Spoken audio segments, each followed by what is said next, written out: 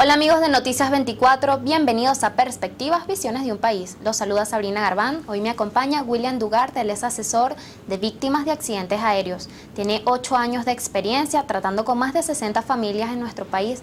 Ha manejado casos bastante importantes, el último o uno de los más recientes, el de la aerolínea Lamia, la representación de una de las víctimas venezolanas. Bienvenido. Muy bien, muchas gracias a Noticias 24 por el espacio para conversar el día de hoy. Mira, cuéntanos cuál es la situación actual de la familia de este chico. Ángel Lugo, ingeniero aeronáutico que trabajaba para la línea aérea Lamia.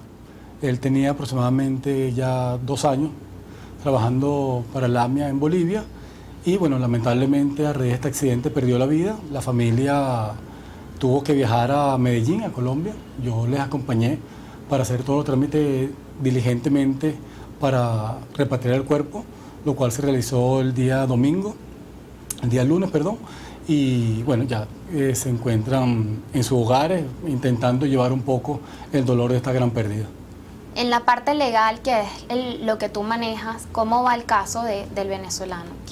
¿Qué adelantos nos puedes comentar? Bueno, fíjate, este es un accidente muy particular. Las características que rodean este accidente hacen que la tragedia se convierta en una catástrofe. Lamentablemente se llevó la vida de 71 personas, no solamente están los jugadores de fútbol de Brasil, de Chapecoense, sino también otros 9 bolivianos, entre ellos un venezolano y un uruguayo, que perdieron la vida en este accidente. Legalmente en este momento se adelantan todas las investigaciones de parte de los estados competentes. En este caso está actuando un fiscal designado por Colombia, uno asignado por Bolivia y otro asignado por Brasil. Ambas 3 fiscalías trabajando en conjunto, haciendo una gestión de lo que va a ser la investigación y posteriormente determinar la responsabilidad que hay en el caso para ejercer las acciones pertinentes a las cuales los familiares seguramente se van a querellar o, en todo caso, ejercer su acción propia y particular de la víctima. Relátanos cómo fue todo desde la llegada a Colombia, cómo fue el trato.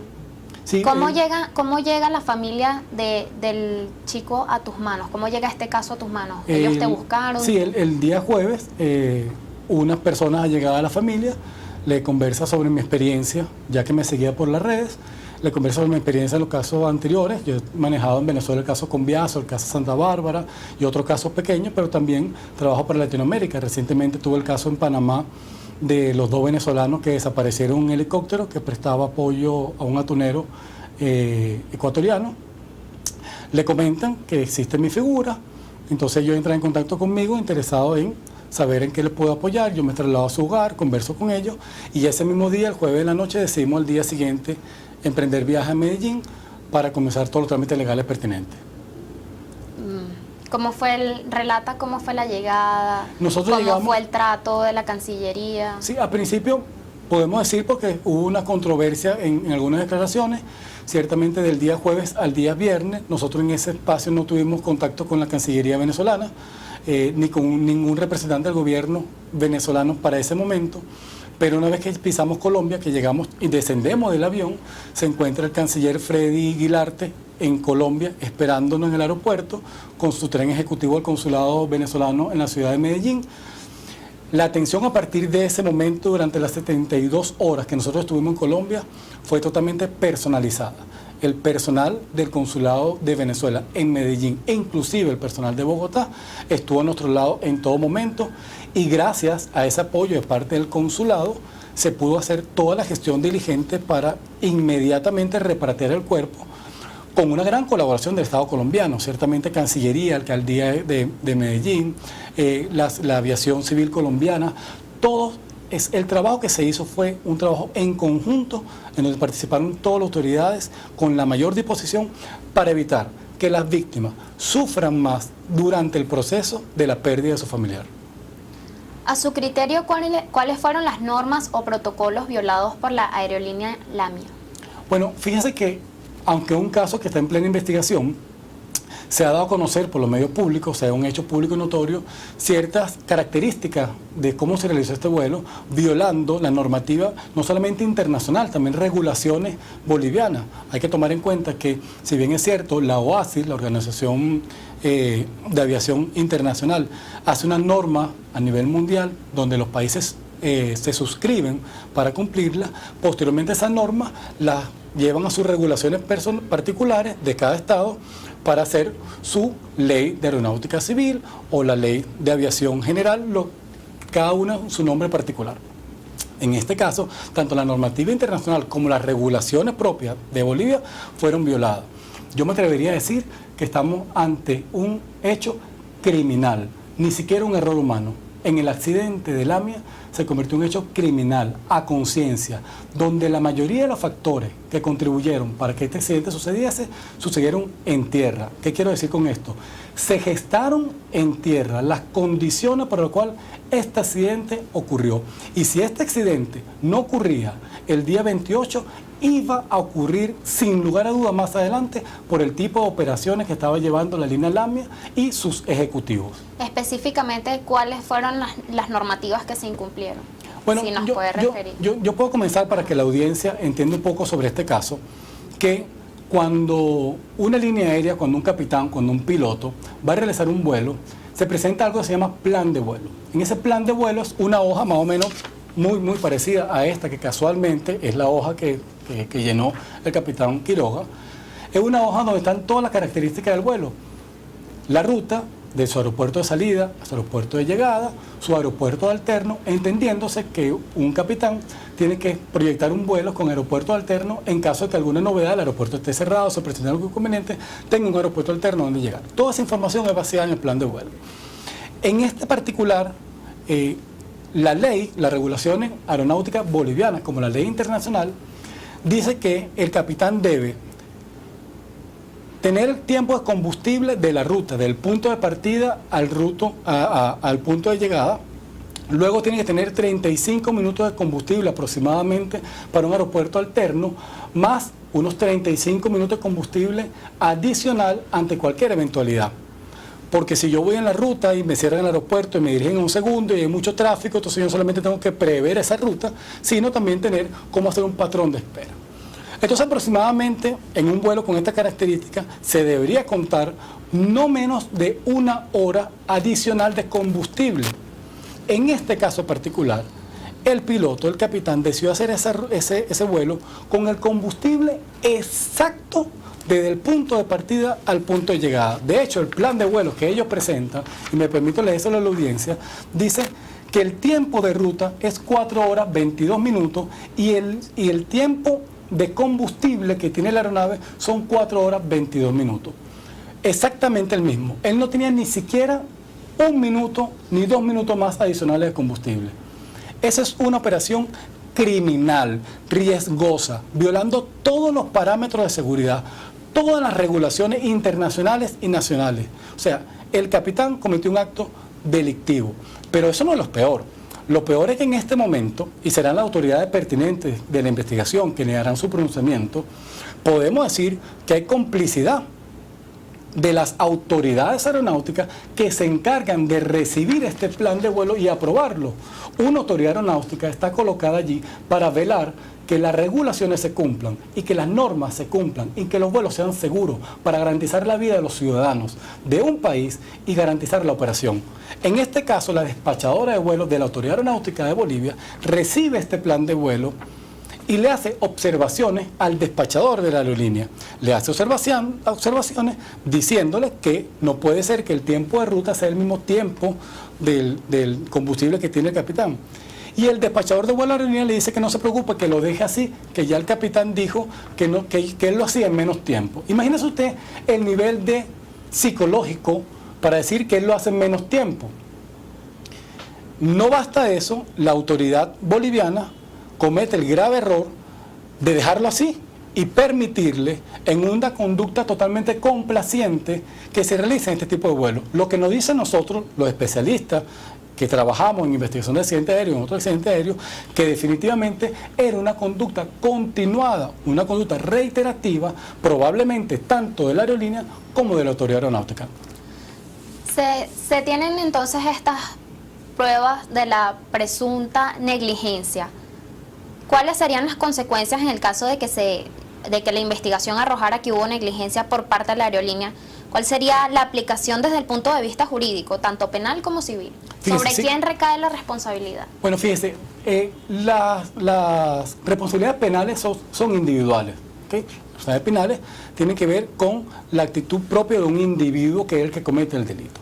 En este caso, por ejemplo, el capitán, que fue quien en principio violó todas las normas de seguridad operacional y todas las normas y regulaciones, tanto internacionales como nacionales, tiene una responsabilidad penal, pero al fallecer se extingue esa responsabilidad.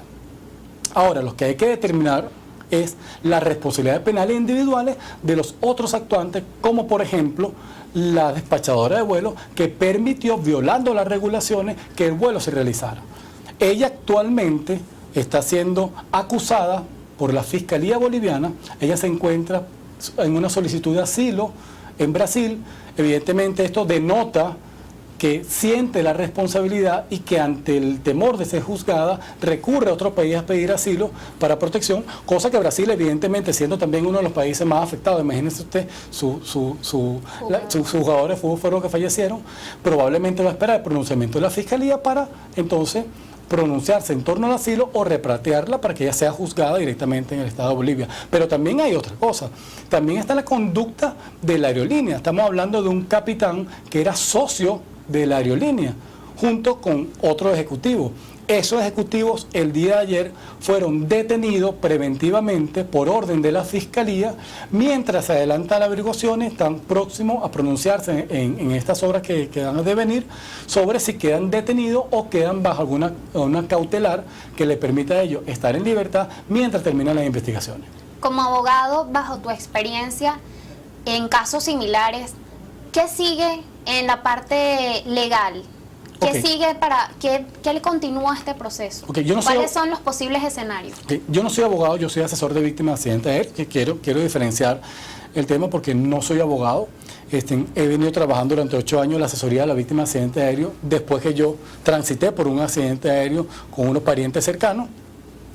¿Qué sigue ahora en este momento? En este momento hay que recaudar una gran cantidad de información, tanto de la aerolínea, que también se hizo un allanamiento el día de ayer a la oficina administrativa de la aerolínea en Bolivia, recaudar la cantidad de información para no basarse en los titulares, ni en las opiniones, ni en las hipótesis como las que quizás estoy dando acá, sino que corroborar con hechos todo lo que se tenga que compruebe que habían operaciones riesgosas dentro de la aerolínea y hacer entonces responsable a los ejecutivos de la aerolínea, que son los que deben garantizar una operación segura. Porque si bien es cierto, las aerolíneas vuelan para un fin comercial, para obtener una ganancia, ellos son los responsables que esas operaciones vayan con seguridad. Y hay manuales y hay regulaciones. De hecho, hay un manual operativo dentro de la aerolínea que la misma aerolínea debe presentar ante la autoridad que regula las operaciones y les pone las normas de seguridad. Si el ejecutivo mismo violó estas normas, y se tiene entendido, hay ciertos comentarios de que parece ser que uno de los ejecutivos principales tenía un hijo que trabajaba en la autoridad aeronáutica, que hacía las certificaciones, otorgaba los permisos para la línea aérea, entonces se cree que hubo un poco de tráfico de influencia allí.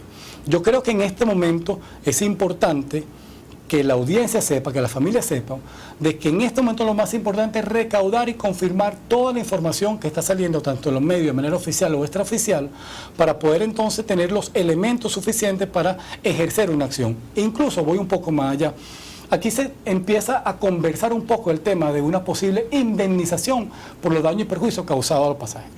Entonces yo quiero aclarar para términos generales, para que la audiencia conozca un poco cómo es la aviación.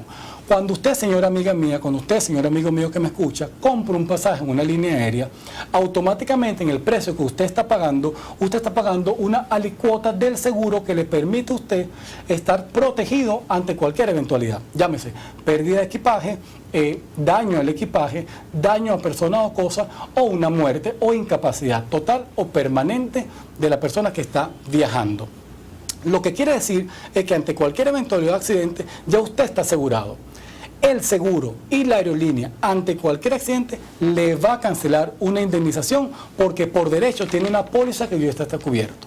Ahora bien, las regulaciones internacionales y nacionales, tanto en Venezuela como en Bolivia, establecen de que si se lograse demostrar que el accidente ocurrió por negligencia y no observarse de las leyes de sus ejecutivos o cualquier persona que hace bien la aerolínea, dolo o culpa, los límites que establece la póliza no serán considerados, sino que se va a ir a una evaluación, un peritaje del daño causado por la pérdida de la persona.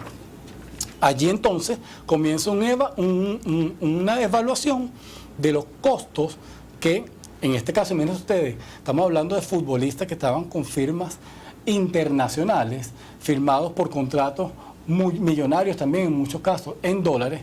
La pérdida de la oportunidad, la pérdida que tuvieron en esa vida humana son incalculables. Entonces tiene que el seguro responder con una indemnización y la aerolínea tiene que ser partícipe. Llama la atención que se está sacando a la luz pública que aparentemente esta aerolínea tenía un seguro por 25 millones de dólares. Usted trata de dividir 25 millones de dólares entre 71 personas fallecidas más los 5 personas que están, o sea, es una suma que da vergüenza para cualquier tipo de indemnización. Nada va a cancelar, o sea, nada le va a pagar a usted su pérdida. Por más dinero que le den, absolutamente nada va a compensar la pérdida de su familiar. Pero sí es justo de que le indemnicen el daño que le han causado. Entonces, eso es lo que ahora viene y tiene que basarse en una investigación. Usted no puede aceptar, amigo televidente, usted no puede aceptar ningún tipo de indemnización si usted no tiene una investigación seria, responsable y con hechos en la mano que le permitan a usted saber qué es lo que usted va a recibir o qué es lo que usted va a reclamar. El seguro intenta pagarle lo antes posible para pagar lo menos posible. Entonces, lo que les recomiendo, tanto a estos familiares que nos pueden estar escuchando en Bolivia, en Brasil, e inclusive mi representado en Venezuela, es que deben esperar el resultado de la investigación. Y sobre lo que arroja el resultado de la investigación y las responsabilidades que haya en el caso, usted ejercerá su acción, ya sea penal, civil o de reclamación ante una indemnización. ¿Cree que la inobservancia del protocolo fue determinante para que desencadenara este lamentable accidente? Sin lugar a duda. Aquí con que una sola persona hubiese levantado la mano diciendo, señor, usted no, por ejemplo, la despachadora de vuelo, no importa que el capitán quiera realizar el vuelo, hubiese dicho, no le apruebo este plan de vuelo. Usted no tiene la capacidad, no tiene los 2 aeropuertos alternos, no tiene combustible para ir a un aeropuerto alterno si presenta una eventualidad, usted no tiene ni siquiera combustible para esperar 5 minutos en el aire. Usted no puede volar así, estaría violando todas las regulaciones aeronáuticas, no le apruebo el vuelo. Y no sale, o sea, es imposible. Él no puede despegar sin la autorización del plan de vuelo. Entonces, él no hubiese salido y hoy no tuviésemos 71 vidas que lamentar.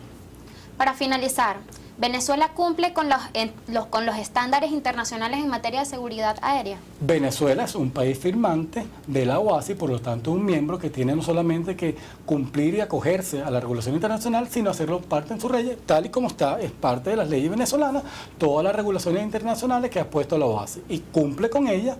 Por supuesto, hay casos eventuales y en esos casos, fíjese lo importante, en los casos cuando se rompe las reglas y el cumplimiento es cuando ocurren los accidentes. Muchísimas gracias por acompañarnos. Lamentablemente, el tiempo se nos ha hecho corto. Amigos de Noticias 24, espero en una próxima entrega de Perspectivas, Visiones de un País. Sabrina Garbán.